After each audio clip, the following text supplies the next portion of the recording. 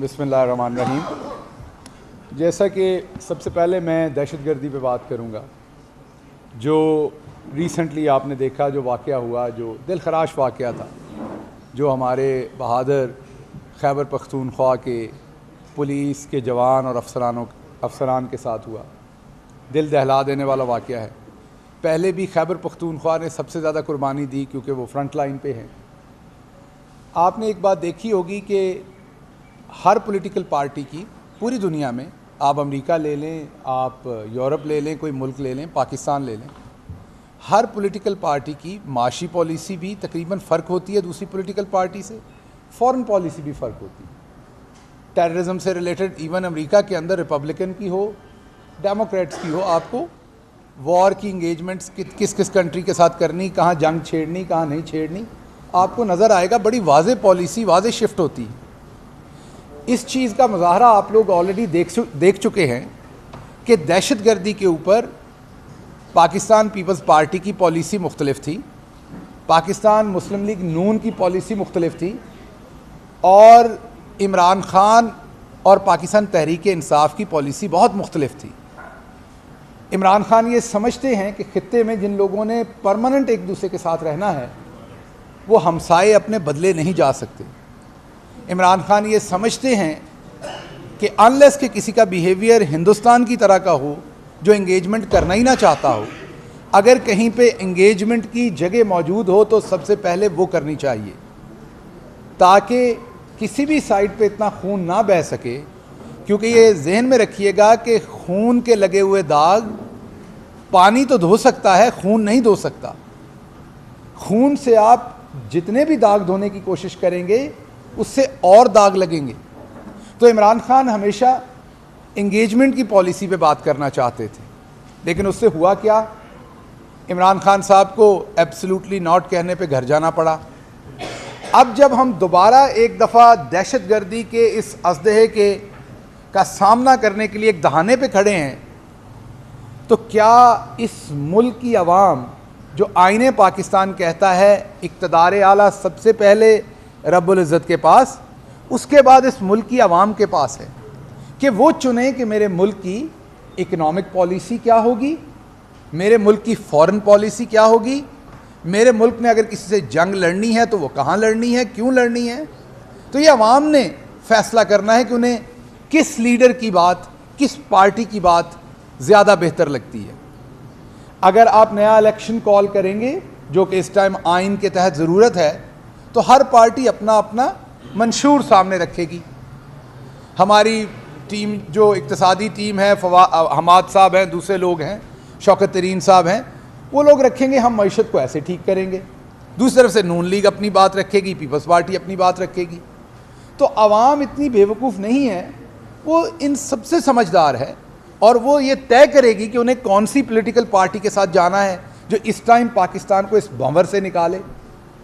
उसके बाद इसी तरीके से टेररिज्म की पॉलिसी इमरान ख़ान की देख चुके हैं, इनकी भी देख चुके हैं। तो आवाम को मौका दें, वो किसकी पॉलिसी को अपनाना चाहते हैं, वो किसकी पॉलिसी को इम्प्लीमेंट करना चाहते हैं। अगर आज खैबर पख्तूनख्वा के लोग परेशान हैं तो उनको मौका दीजिए अपनी बात करने का। वो मेरे हिसाब से तो वो मेरे से भी ज़्यादा वफादार हैं, क्योंकि हर पाकिस्तानी दूसरे पाकिस्तानी से अपने मुल्क के लिए बढ़ के वफादार है। अभी मैं कैद था या फवाद चौधरी, तो जो वहाँ पर हमारे दोस्त थे, रांझा साहब हों या नवाज साहब हों, हमारे न्यूयॉर्क के प्रेसिडेंट, जिस तरीके से वो वहाँ परेशान थे, या मुल्क में सैलाब आया था तब जब वो परेशान थे, या जब हमारे बहादुर अफवाज का कोई सिपाही हो या ऑफिसर हो, जब वो शहीद होता है टेररिज्म में, तो बाहर जब जिस तरीके से लोग परेशान होते हैं, तो हर पाकिस्तानी जो है वो मुहिब्बे वतन है। तो लोगों को एक तो मौका दीजिए कि वो चूज़ कर सकें कि उन्होंने किस स्ट्रेटजी पे पाकिस्तान ने आगे बढ़ना है, टेररिज्म पे कौन सी पॉलिसी आगे बढ़नी है। दूसरी बात, माशी बात बहुत डिटेल में हमाद साहब ने कर दी, मैं सिर्फ सादा बात करूँगा कि आप किसी सोसाइटी में प्लॉट लेते हैं ना, अगर उसकी हवा गलत निकल जाए कि इसके रेट डाउन हो रहे हैं, तो आप रातों रात बेचने की कोशिश करते हैं। वहाँ पर आप प्लॉट नहीं लेते, आप अपने अजीज़ों को बताते हैं यहाँ पे फ्रॉड हो जाना है, इसका एनओसी क्लियर नहीं है, इसके बारे में अखबार में आ गया, इन्होंने पैसे देने हैं। और वो प्लॉट जो एक दिन पहले 50 लाख का होता है वो नीचे जाना शुरू हो जाता है। इसी तरीके से जितनी जोर से मुल्क को झटका दिया गया रिजीम चेंज में, आपके इन्वेस्टर का कॉन्फिडेंस लूज हो गया है। बाहर से कोई इन्वेस्ट नहीं करना चाहता, लोकल इन्वेस्टमेंट लोग करना नहीं चाहते, वो अपने पैसे रख के बैठे हुए हैं, क्योंकि उन्हें ये नहीं पता डॉलर का रेट क्या निकलना है। उन्होंने या तो डॉलर्स में चेंज करवा लिए हैं या वो वैसे इंतज़ार कर रहे हैं कि आने वाले दिनों में कुछ स्टेबिलिटी देखें हम।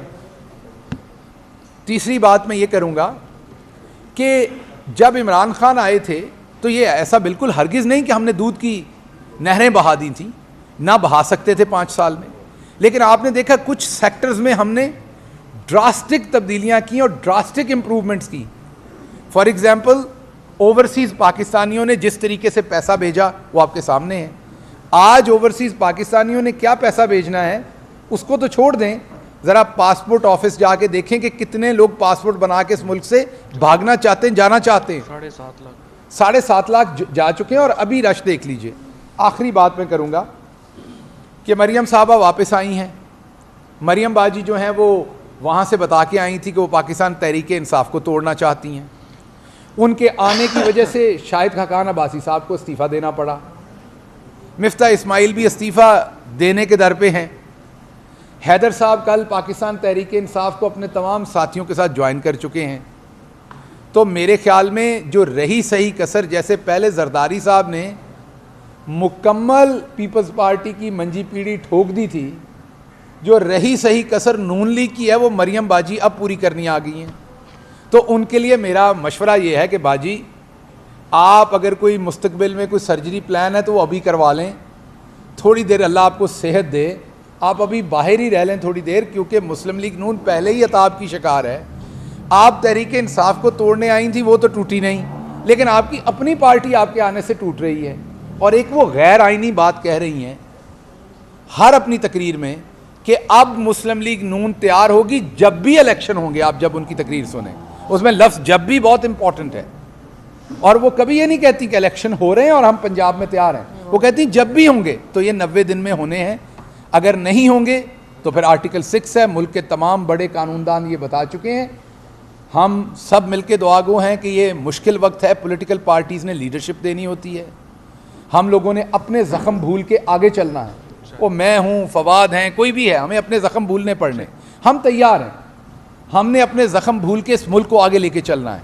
तो आइए एक दूसरे के हाथ में हाथ डालें, जो मुस्बत बात है उसकी तरफ चलें, इलेक्शन करवाएं, आवाम को मौका दें, वो आपको लाएं या हमें लाएं, जिसको भी लाएं, ताकि वो नई पॉलिसीज़ के साथ मुल्क एक नए राह के ऊपर गामजन हो सके। शुक्रिया।